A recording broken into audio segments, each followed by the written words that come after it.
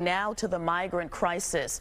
The shelter crisis is still causing controversy on Staten Island, and Mayor Adams is painting a dire picture of the city if asylum seekers continue to arrive here. Fox 5's Briella Tomassetti, she joins us now from outside the Roosevelt Intake Center, formerly known as the Roosevelt Hotel in Midtown, with those details. Good morning, Briella.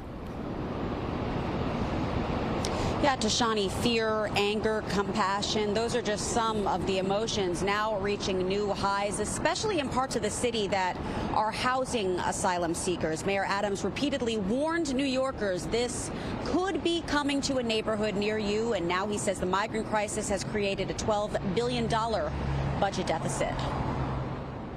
We are to treat these neighbors with the same compassion that we would wish to be shown if we were in their shoes. Welcoming words were drowned out by hecklers outside the former St. John Villa Academy on Staten Island. You all should be ashamed of yourselves! But the borough's faith leaders spoke through the yelling even as tensions reached a boiling point.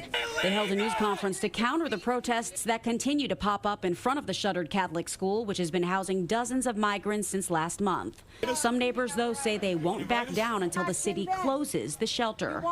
And we're not saying that anybody is bad. This is not about race.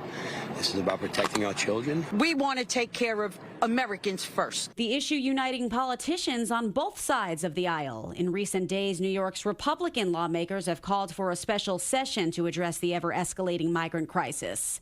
Jennifer Rajkumar, a Democratic state assemblywoman, said on Twitter that she's introduced a legislative package paving the way for a statewide response to the crisis.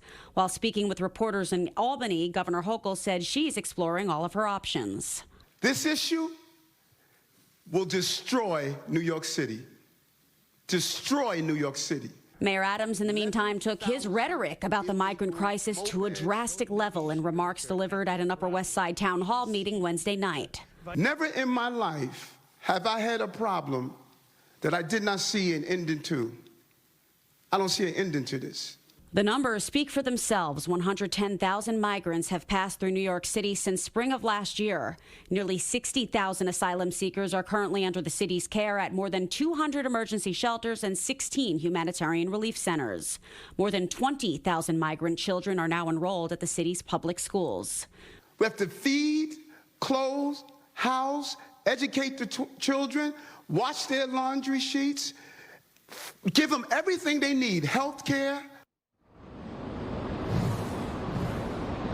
Top Republicans, including House Speaker Kevin McCarthy and former Vice President Mike Pence, applauded Adams for criticizing the Biden administration over its handling of the migrant crisis.